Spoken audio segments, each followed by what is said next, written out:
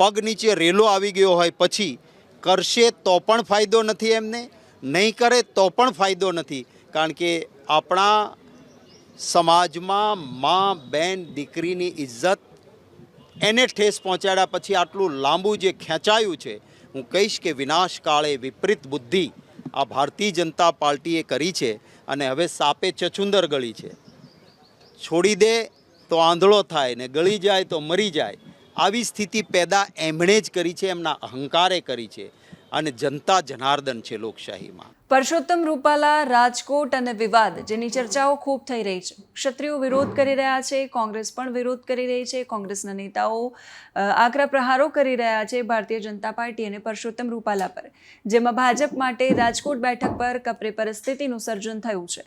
પરસોત્તમ રૂપાલા 16 એપ્રિલે ફોર્મ ભરવાની જાહેરાત કરી ચૂક્યા છે, એટલે એક મેસેજ સાફ છે કે ભાજપ રૂપાલાને બદલવાના મૂડમાં તો બિલકુલ નથી.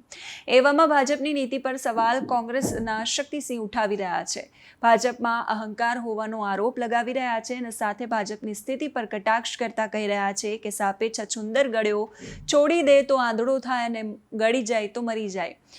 આ સાથે પરેશ ધાનાણી અને રાજકોટ બેઠક પરથી ચૂંટણી લડશે પરેશ ધાનાણી, એ મુદ્દે પણ તેમણે પ્રતિક્રિયા આપી છે. શું કહી રહ્યા છે શક્તિસિંહ ગોહિલ, સાંભળીએ. અમે રાજકોટમાં જે ભારતીય જનતા પાર્ટીના ઉમેદવારે જે નિવેદન કર્યું એનાથી એક બહુ મોટો વિવાદ ઊભો થયો.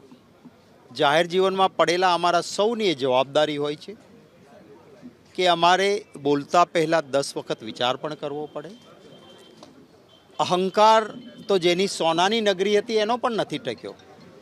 અહંકારથી બોલાયેલા શબ્દોના કારણે અને રાજા મહારાજાઓમાં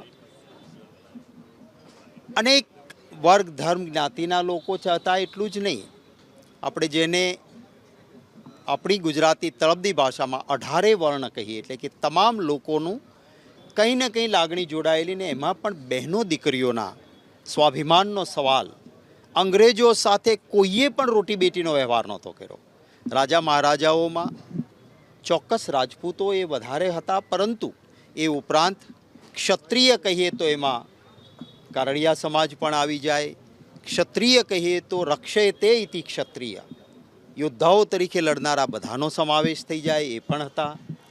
ક્યાંય ને ક્યાંય કાઠી સમાજ પણ હોય એમાં સત્તામાં, બ્રાહ્મણ રાજવીઓ પણ હતા, પાટીદારો પણ એવા. પાટીદાર નામ જ એમથી પડ્યો કે એ પ્રભુત્વ ધરાવીને એ નાના મોટી સત્તાઓમાં એ પણ હતા. આ બધા જ વર્ગ, બક્ષીપંચની અનેક જાતિના લોકો, આદિવાસી સમાજમાંથી પણ એમણે શાસન કર્યું હતું, પણ કોઈએ પણ અંગ્રેજો સાથે રોટી બેટીનો વ્યવહાર નહોતો કર્યો. રાજકોટ બેઠક પરથી પાઘડી પણ પડી ગઈ હતી, એરપોર્ટ પરથી અટકાયત કરવામાં આવી ત્યારે. જો ભારતીય જનતા પાર્ટી, હું તો એવું કહું છું કે શરૂઆતમાં જ આ વિવાદને અહંકારથી સામનો કરવાના બદલે ભૂલ થઈ હોય તો સરળતાથી માફી માંગીને રસ્તો કાઢવો જોઈએ.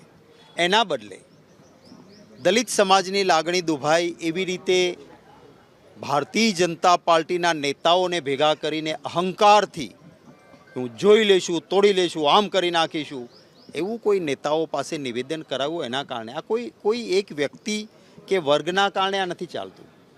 આ દેશની મા બેટી દીકરીઓના ઉપરના પ્રહારના કારણે લોકોએ પકડેલું આંદોલન છે, જેમાં કોઈ સમાજ એક સમાજનો સવાલ નથી. ત્યારે પોલીસે સંયમ રાખવાના બદલે જે રીતનું આ સરકારે પણ વલણ અપનાવ્યું છે.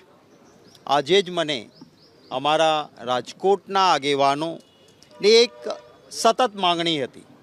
રાજકોટના અંદર અમે કોણ ઉમેદવાર આપવો, એના માટે અમારા સિનિયર સાથી ભીખુભાઈ વારોતરિયા અને બીજા એવા જ અમારા સિનિયર સાથી, લાંબા સમય સુધી ધારાસભ્ય રહેલા એવા પુંજાભાઈ વંશને કાર્યકર્તાઓનો અવાજ સાંભળવા માટે રાજકોટમાં એક દિવસ શહેરને સાંભળ્યા, બીજે દિવસે જિલ્લાને સાંભળ્યા, અને તમામ કાર્યકર્તાઓની એક માંગણીને લાગણી એવી હતી કે હવે પુરુષોત્તમભાઈની સામે જેમને પહેલાં પરેશભાઈ ધાનાણીએ હરાવ્યા છે, એ પરેશભાઈને જ ચૂંટણી પાર્ટી લડાવે, આવો એક માંગ હતી. આજે મને કહ્યું કે રાજકોટથી અનેક આગેવાનો ત્યાં ગયા હતા, પરેશભાઈને વિનંતી કરી છે. પરેશભાઈની મને એમણે અગાઉ લાંબા સમય પહેલાં કહ્યું હતું કે મારી થોડી કૌટુંબિક જવાબદારીઓ અને કારણોસર હું અમરેલી કે ક્યાંય આ વખતે ચૂંટણી લડવા નથી માંગતો, પરંતુ કાર્યકર્તાઓની માંગણી પછી એમણે કહ્યું છે કે પુરુષોત્તમભાઈ રૂપાલાએ જે રીતે દેશની મા બેટીઓનું અપમાન કર્યું છે અને અહંકાર બતાવ્યો છે, ત્યારે કાર્યકર્તાઓની માંગ છે અને પક્ષ આદેશ કરશે તો જો પુરુષોત્તમભાઈ રૂપાલા ચૂંટણી લડતા હશે તો પુરુષોત્તમભાઈ રૂપાલાની સામે હું ચૂંટણી લડવા માટે જઈશ, અને એ હટી જતા હશે તો સ્થાનિક કોઈને લડાવજો, આવી મને વાત કરી છે. નિર્ણય આખરે મારું હાઈકમાન્ડ કરશે.